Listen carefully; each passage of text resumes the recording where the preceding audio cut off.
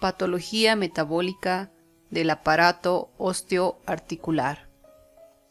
Primeramente haremos una pequeña introducción y recordaremos que el aparato locomotor es el que nos permite movernos y está constituido por el sistema muscular, el sistema óseo y el sistema articular. Hablaremos sobre el sistema óseo. El tejido óseo forma la mayor parte del esqueleto, y este esqueleto es el armazón que soporta nuestro cuerpo y que protege nuestros órganos y a su vez permite nuestros movimientos. Es de gran robustez y también tiene una gran ligereza y continuamente se encuentra en una fase de remodelización. Las funciones de este sistema óseo son las siguientes. La función de sostén, es decir que los huesos son el soporte de los tejidos blandos y el punto de apoyo de la mayoría de los músculos esqueléticos. La función de protección, los huesos protegen a los órganos internos. Por ejemplo, el cráneo protege nuestro encéfalo y la caja torácica protege al corazón, así como también a los pulmones. La función de movimientos, esto lo hace conjuntamente con los músculos. La función de homeostasis de minerales, este tejido óseo almacena calcio y fósforo para dar resistencia a los huesos y también los libera a la sangre para mantener en equilibrio su concentración. La producción de células sanguíneas es otra de sus funciones, y esto, como saben, lo realiza a nivel de la médula ósea roja, donde se produce la hematopoiesis para producir los glóbulos rojos, blancos y también las plaquetas. Y por último, el almacenamiento de triglicéridos. La médula ósea roja es reemplazada paulatinamente en los adultos por médula ósea amarilla que contiene adipocitos. Veamos un poco sobre la estructura de los huesos.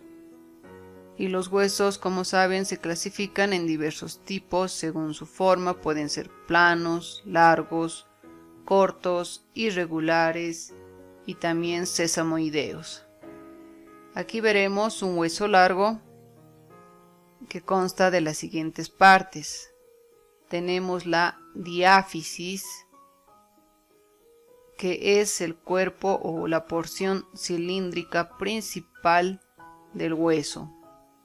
Las epífisis son los extremos proximal y también distal del hueso. La metáfisis es el sitio de unión de la diáfisis con la epífisis. Tenemos también el cartílago articular.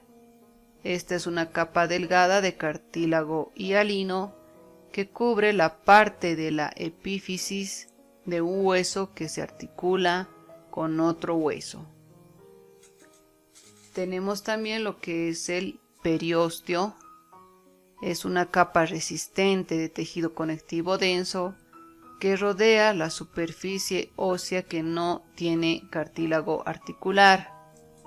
Protege al hueso y participa en la reparación de fracturas.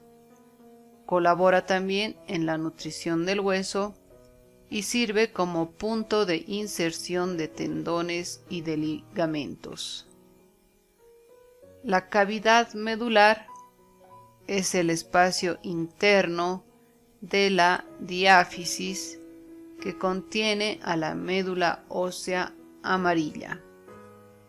Por último tenemos al endosteo. Es la capa que recubre la cavidad medular y contiene las células formadoras del hueso.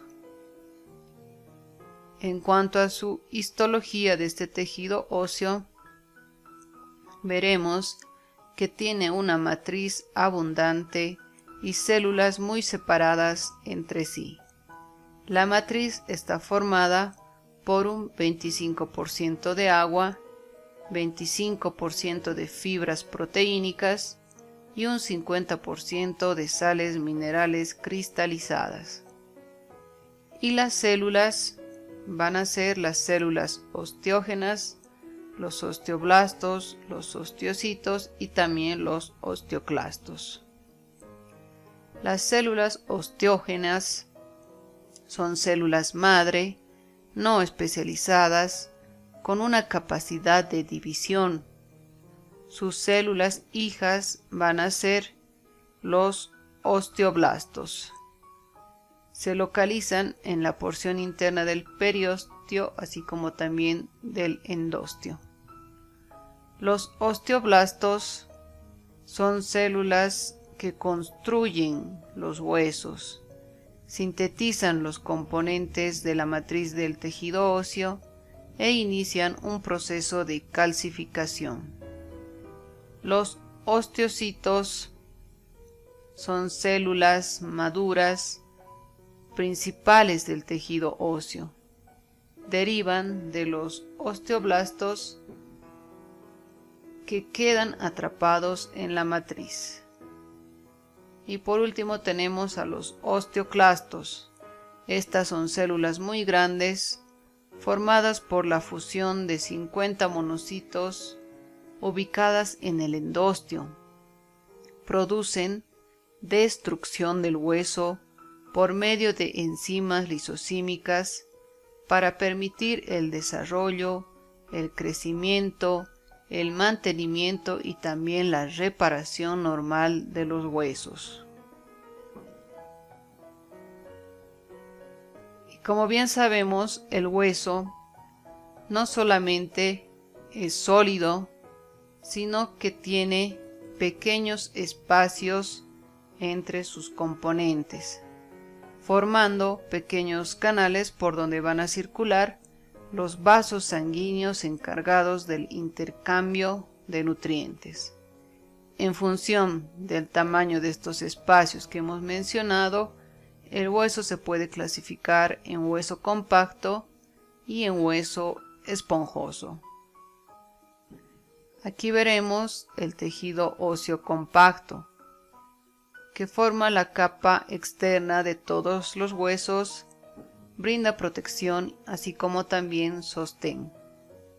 Está formado por unidades llamadas osteonas o también conocido como sistema de Havers. Este sistema de Havers consta de un conducto central que contiene un trayecto longitudinal y en el cual se van a presentar los vasos sanguíneos. A este se lo conoce como el conducto de Havers. Presenta también una serie de laminillas concéntricas que rodean el conducto de Havers. Son anillos de matriz dura que es calcificada. Tenemos también lo que son las lagunas, que son espacios ubicados entre los anillos de las laminillas y que contienen a los osteocitos. Los canalículos también están presentes, se irradian desde las lagunas en todas las direcciones, están llenos de líquidos extracelular que contienen delgadas prolongaciones de los osteocitos. Por lo tanto, comunican a las lagunas entre sí con los conductos centrales.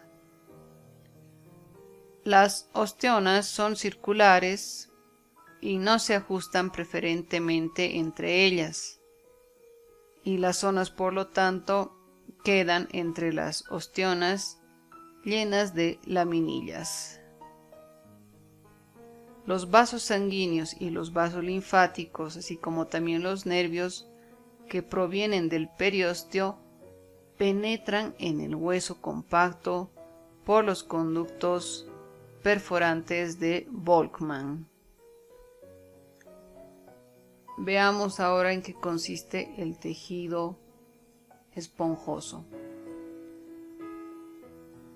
El hueso esponjoso, también conocido como hueso trabecular, a diferencia del hueso compacto, este hueso esponjoso no contiene ostiones, sino que las láminas intersticiales están dispuestas de forma irregular, formando unos tabiques o placas conocidas también como trabéculas. Estas se encargan de brindar resistencia al hueso. Estos tabiques van a formar entonces la estructura esponjosa, dejando huecos que están llenos de médula ósea roja. Dentro de estas trabéculas están los osteocitos y los vasos sanguíneos penetran directamente en el hueso esponjoso, así como también permiten el intercambio de nutrientes con los osteocitos.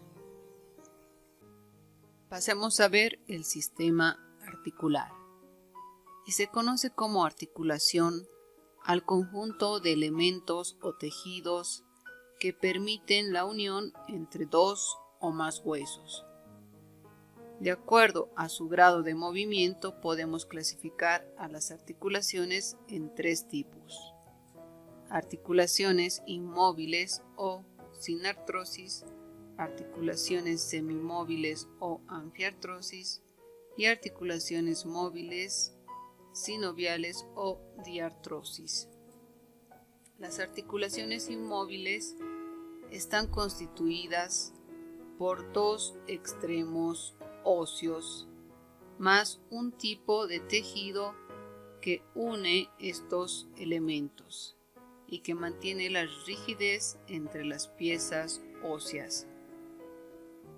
Este tipo de articulación entonces se encuentra a nivel del cráneo y también de los huesos largos que se encuentran en crecimiento.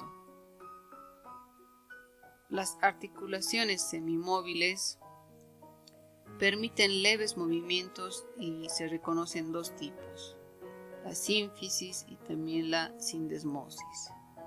La sínfisis, donde los extremos óseos están unidos por un tejido fibrocartilaginoso, como es en el caso de la sínfisis púbica o las articulaciones entre los cuerpos vertebrales.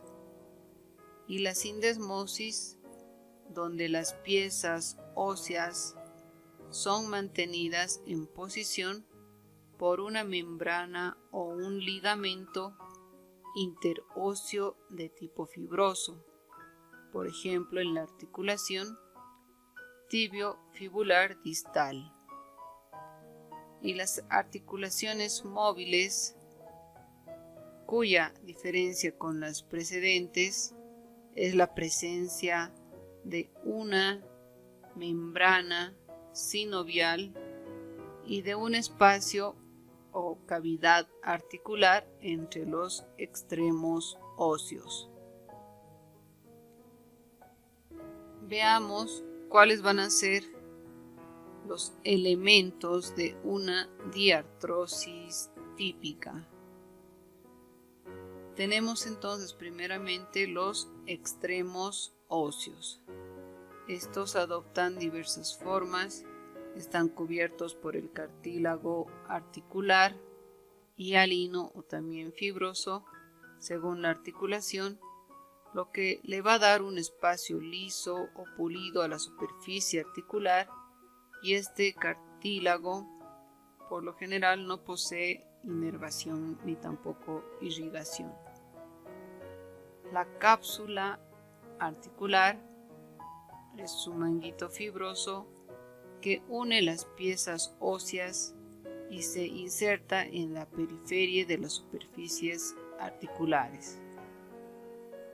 La membrana sinovial es el tejido que tapiza el interior de la cápsula articular sin sobrepasar al cartílago articular. Esta es muy vascularizada y gracias a los sinoviocitos que se encuentran en su interior, se encarga de formar y de liberar el líquido sinovial que mantiene sin desgaste el cartílago y que además evita posibles daños. Los meñiscos son rodetes o discos, corresponden a un tejido fibrocartilaginoso de forma especial que solo están presentes en algunas diartrosis. Y los ligamentos, que corresponden a bandas de tejido fibroso que refuerzan a la cápsula articular. La cápsula, la membrana sinovial y ligamentos, recuerden que presentan vascularización e inervación sensitiva, así como también propioceptiva, que va a informar al sistema nervioso central sobre el grado de tensión que está soportando la articulación.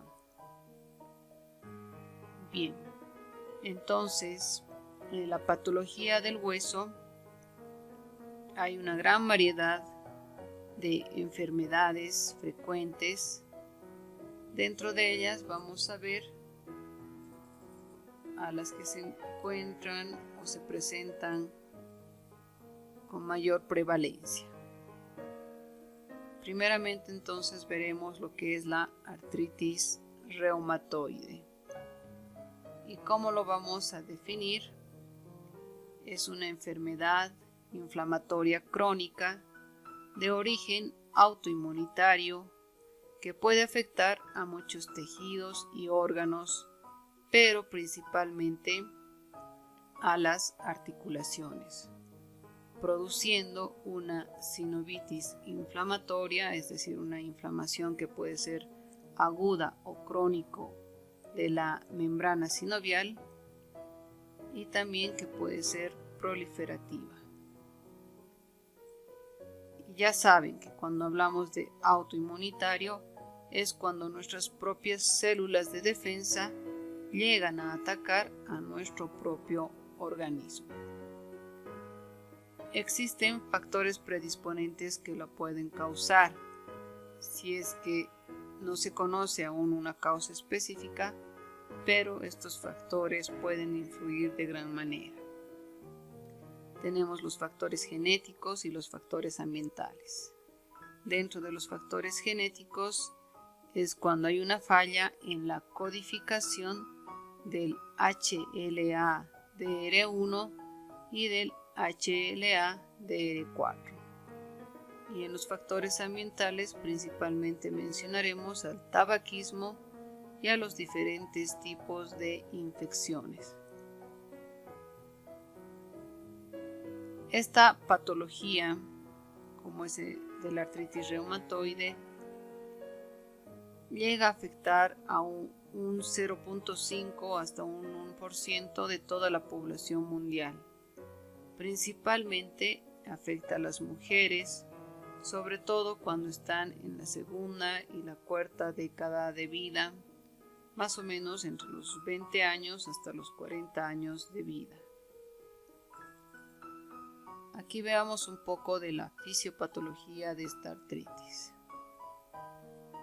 Cuando los dos factores que hemos mencionado que son predisponentes se unen, pueden provocar una respuesta linfocitaria principalmente de linfocitos T helper 1 y linfocitos T helper 17, que llegarán a las articulaciones y ahí liberarán al interferón gamma y a la interleucina 17. Esto para el reclutamiento de células proinflamatorias, dando como resultado un macrófago totalmente activado. Y este macrófago va a liberar el factor de necrosis tumoral y la interleucina 1. Estas dos estimularán la proliferación de las células sinoviales y el aumento de las células sinoviales va a producir una capa conocida como panus, el cual es una proliferación de la membrana sinovial conformada por fibroblastos, miofibroblastos y células inflamatorias. Con el paso del tiempo, el panus puede provocar daño en el cartílago, incluso puede llegar a erosionar el hueso. Las células sinoviales también van a secretar proteasa, las cuales van a romper las proteínas en el cartílago. Y sin este cartílago que protege al hueso, este se va a exponer y se va a poder frotar con el otro hueso. También mencionaremos que habrá una activación de los osteoclastos, es decir, que habrá bastante resorción ósea, lo que va a provocar daño dentro de los huesos. Y a su vez, los anticuerpos también entran al espacio articular, y uno de estos anticuerpos es el factor reumatoide, el cual es una inmunoglobulina M. Aquí vamos a ver en esta imagen una articulación normal, y en esta otra se observa una inflamación de la cápsula articular. Se observa también lo que es el paño o panus sinovial. Habrá una anquilosis ósea, es decir, que hay una incapacidad de movimiento debido a que dos huesos se han unido dentro de una articulación. Como ven aquí, el cartílago va desapareciendo por completo y por lo tanto también puede estar erosionado. Veamos cuál va a ser la morfología de esta artritis. Y existen 5 características de esta morfología. Habrá una hipertrofia de células sinoviales, infiltrados inflamatorios densos, aumento de vascularización, exudado fibrino purulento y una actividad osteoclástica. En cuanto a las manifestaciones clínicas, es necesario mencionar que esta enfermedad va avanzando de forma lenta y gradual, por lo que los síntomas no aparecen inmediatamente. Primeramente habrá astenia, anorexia, dolor osteomuscular generalizado, que posteriormente con el transcurso del tiempo este dolor se va a ir focalizando a nivel de las articulaciones, y las articulaciones más afectadas van a ser las metacarpofalángicas y las interfalángicas proximales. Por lo general, esta artritis también afecta a las articulaciones de una forma simétrica. Habrá también la presencia de rigidez matutina que dura 1 hora o más de 1 hora. Habrá tumefacción, habrá un dolor y rubor articular matutino y habrá deformaciones como el dedo en ojal, el dedo en cuello de cisne y el dedo en martillo. Puede haber también una afectación multiorgánica, por lo tanto se producirá fiebre a nivel de la piel, la presencia de nódulos subcutáneos reumatoides que por lo general aparecen a nivel del antebrazo y también del codo. Habrá una vasculitis esto por inflamación a nivel de los vasos sanguíneos. Habrá una pericarditis, un exudado pleural y una neumonitis. En cuanto al diagnóstico, puede resultar difícil en las etapas tempranas debido a que los signos y síntomas tempranos son similares a los de muchas otras enfermedades. No hay un análisis de sangre o hallazgo físico para confirmar el diagnóstico. Es importante entonces la exploración física para detectar los síntomas como la hinchazón, el enrojecimiento, la temperatura. Se puede realizar un análisis de sangre, así como también una radiografía, una resonancia magnética y las ecografías. En cuanto a este diagnóstico, existen también diferentes criterios para esta artritis. Aquí pueden ver uno de los criterios diagnósticos, esto es del 2010, donde se presentan diferentes puntuaciones de acuerdo a las diferentes regiones afectadas. Entonces, si la suma total nos da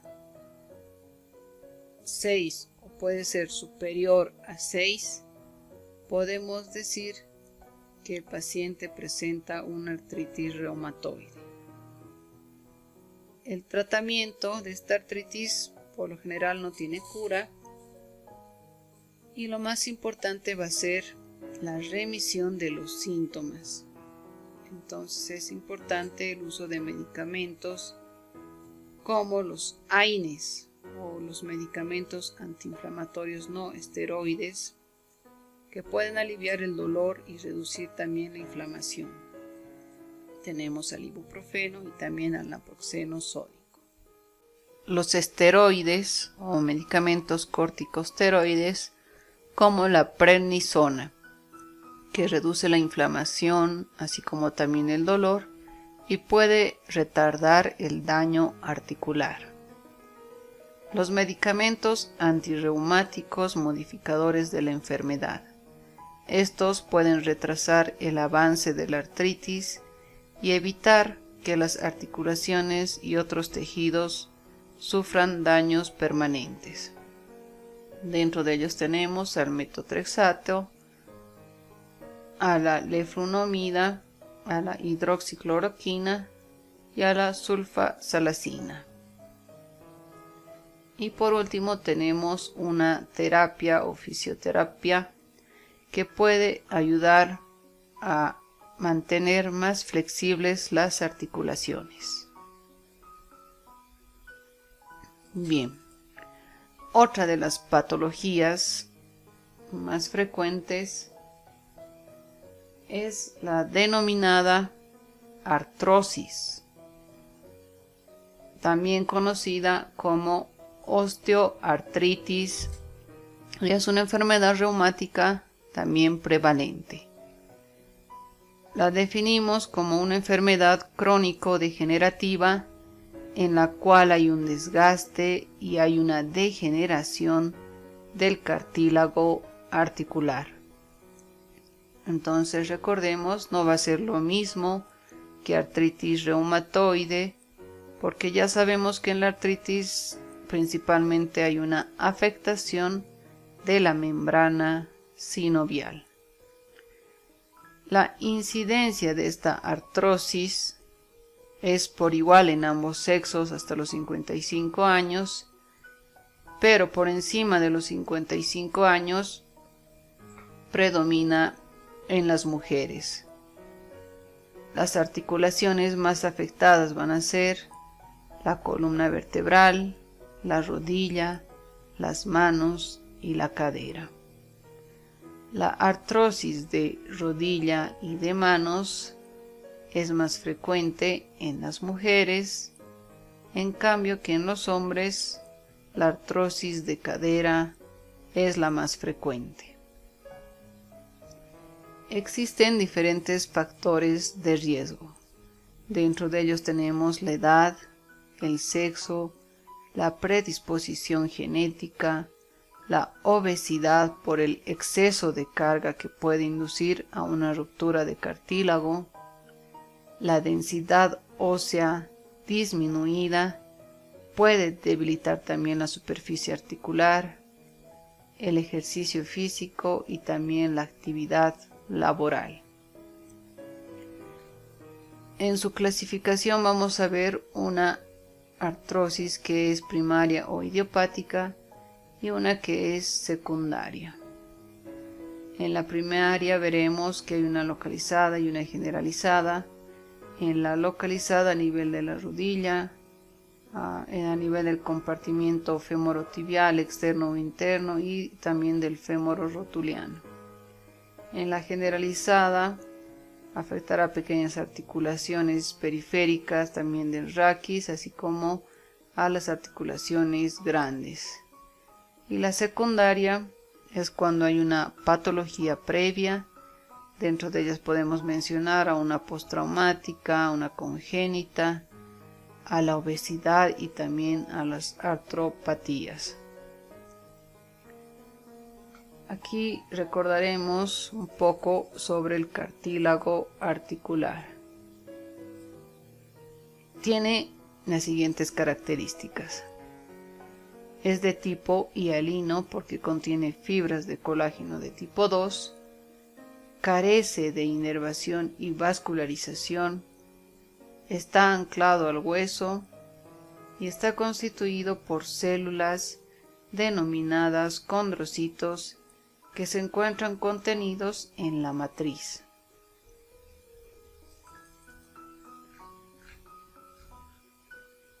Hablemos un poco de la patogenia. Inicialmente se va a producir un reblandecimiento en un área de la superficie cartilaginosa.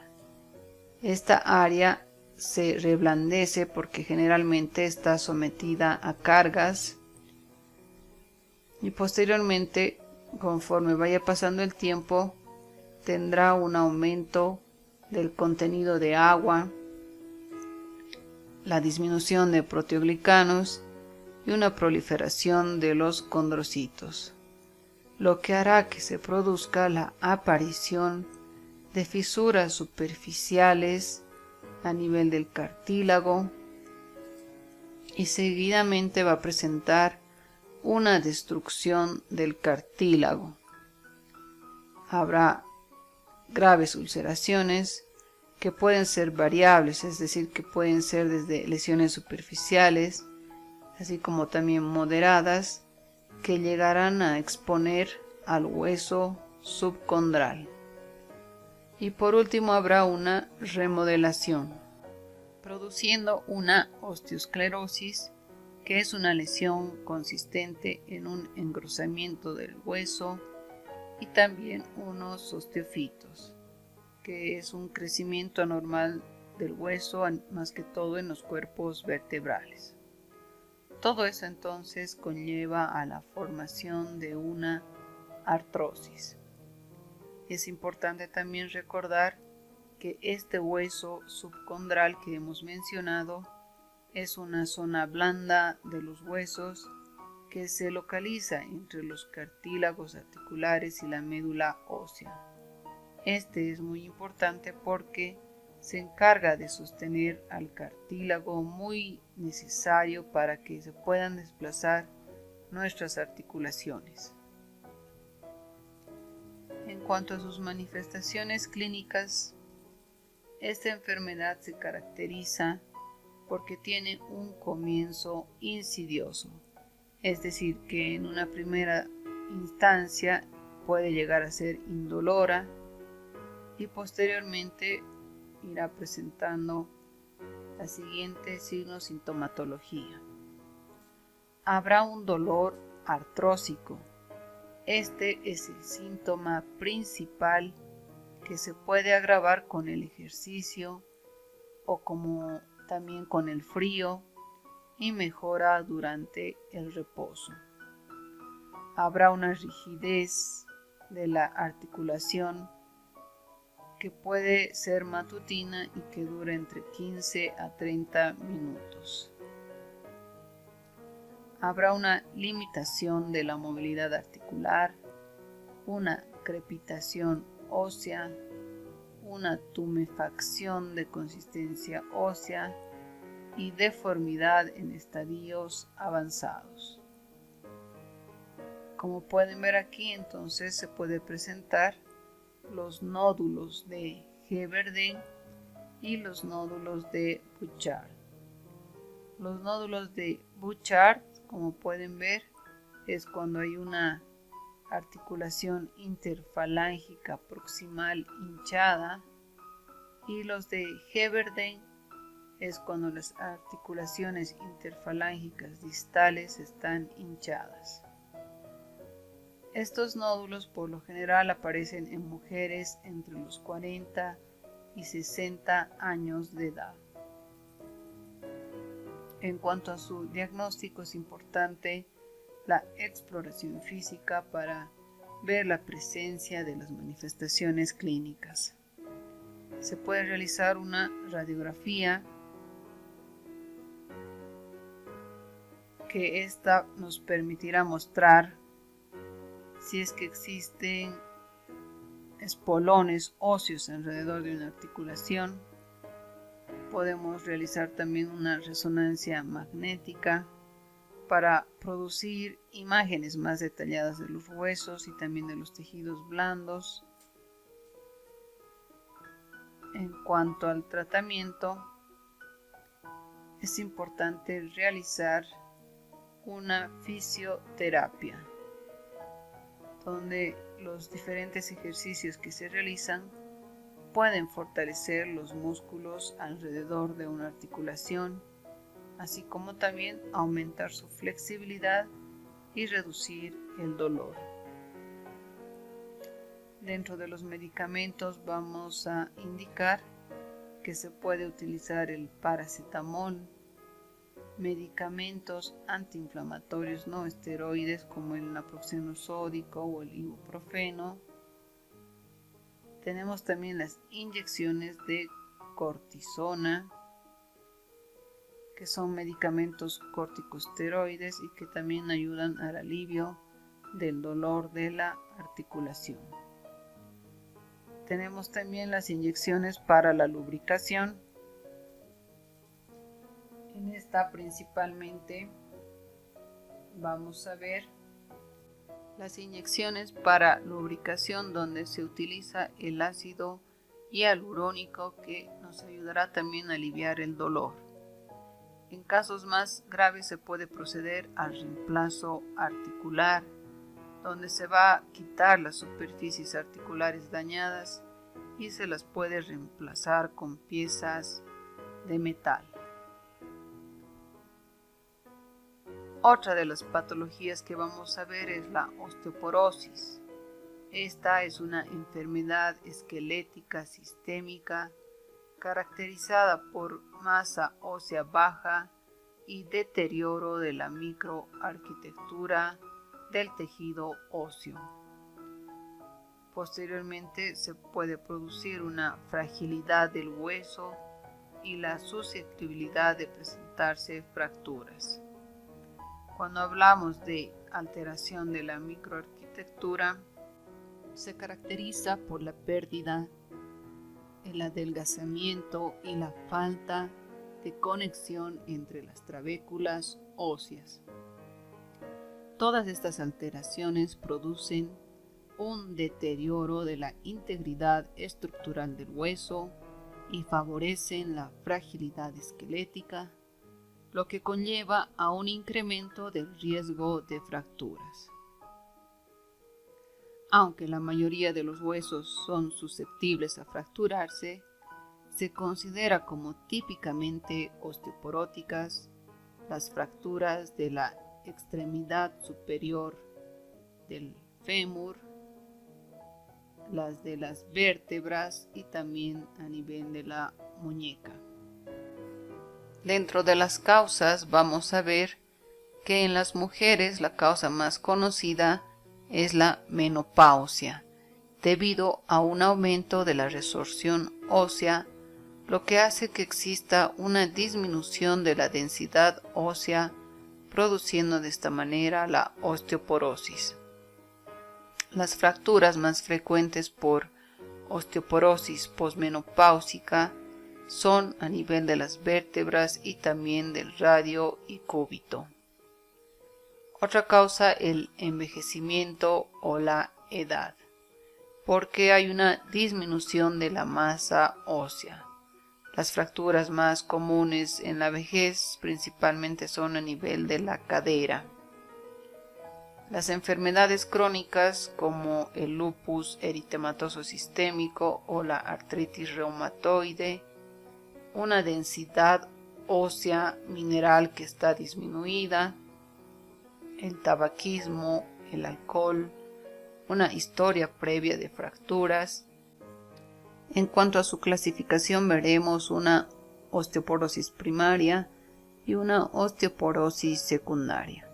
En la primaria, esta corresponde al 80% de los casos, y dentro de esta tenemos a la osteoporosis tipo 1 y a la tipo 2. La tipo 1 es la posmenopáusica, debido a que hay una disminución de los niveles de estrógenos que conducen a un aumento de la resorción ósea. Y la tipo 2, esta está relacionada con la edad, llamada también senil, donde se cree que los osteoblastos pierden gradualmente la capacidad de poder formar hueso. Y la osteoporosis secundaria, que correspondería al 20% de los casos, se debe a trastornos endocrinos como el hiperparatiroidismo, el hipertiroidismo, hipogonadismo, tumores hipofisarios, diabetes tipo 1, enfermedad de Addison, neoplasias como el mieloma múltiple y la carcinomatosis, una patología gastrointestinal y algunos medicamentos como los corticoides, antiácidos y anticoagulantes. En la patología, la osteoporosis se va a producir porque existe una disfunción de las unidades de remodelado óseo, es decir, disfunción a nivel de los grupos celulares como son los osteoclastos y los osteoblastos. Recuerden que estos osteoclastos son los que destruyen el hueso y los osteoblastos son los que forman el hueso. Esta disfunción que hemos mencionado se puede producir por dos causas: por un balance negativo y por un aumento del número de unidades de remodelación. El balance negativo se va a caracterizar porque la formación ósea es menor y la resorción ósea es mayor. Esta formación ósea disminuida se da porque hay una alteración entonces a nivel de los osteoblastos. Y el aumento del número de unidades de remodelación aumentan el remodelado óseo y aceleran la pérdida ósea. En resumen, entonces puede haber una menor cantidad de osteoblastos y una mayor cantidad de osteoclastos, los cuales pueden destruir bastante el hueso hasta volverlo poroso, y de esta manera pueden producir una osteoporosis. Y debido a que existen menos trabéculas en el hueso esponjoso, puede haber un adelgazamiento del hueso cortical, así como también ensanchamiento de los canales de Havers. Y todos estos cambios pueden llegar a producir una fragilidad y un aumento del riesgo de fractura. En las manifestaciones clínicas veremos que en las etapas iniciales de la osteoporosis no presenta síntomas, pero posteriormente puede llegar a presentar el dolor de espalda provocado porque hay una vértebra fracturada o aplastada, puede haber pérdida de estatura, una postura encorvada o inclinada hacia adelante y la presencia de fracturas a nivel de la columna, de la cadera, así como también de la muñeca. En el diagnóstico es importante la historia clínica, el examen físico, así como también identificar los factores de riesgo. Podemos recurrir a una radiografía simple para ver la presencia de fracturas y principalmente se utiliza la densitometría ósea, que es la medición de la densidad mineral del hueso y que puede realizarse a nivel de la cadera, del fémur, así como también de la columna vertebral. Entonces, como pueden ver en este gráfico, hay diferentes calificaciones en cuanto a la densidad del hueso. Si es que es la calificación -1, entonces la densidad ósea estará normal. Si está entre -1 y -2.5, la calificación sugiere que hay un signo de osteopenia y que podría causar una osteoporosis. Y cuando la calificación es -2.5, la densidad ósea indica que es probable que tenga osteoporosis. En cuanto al tratamiento, el objetivo es evitar la osteoporosis establecida, es decir, la fractura osteoporótica. Para esto es importante una dieta adecuada, rica en calcio y con un aporte de vitamina D. Tanto el calcio como la vitamina D son la base principal de tratamiento, así como también de la prevención. Recordemos que el calcio es el principal componente de la sustancia ósea mineral y la vitamina D favorece la absorción de calcio de la dieta y también la incorporación hacia los huesos, como también puede ayudar a mejorar la función muscular. Hay que evitar el consumo de tabaco y de alcohol. Es importante realizar un ejercicio físico diario, por lo menos una caminata de unos 20 minutos todos los días. Esto nos ayuda a aumentar la masa ósea y disminuir el riesgo de fracturas. Tenemos también a los bifosfatos que inhiben la función de las células responsables de la descomposición ósea y consiguen por lo tanto una importante reducción del riesgo de fracturas y también a nivel de las extremidades. La calcitonina disminuye la aparición de muchas fracturas. Y por último tenemos la terapia hormonal, esto específicamente en las mujeres posmenopáusicas. En caso de fracturas se pueden llegar a utilizar algunos analgésicos.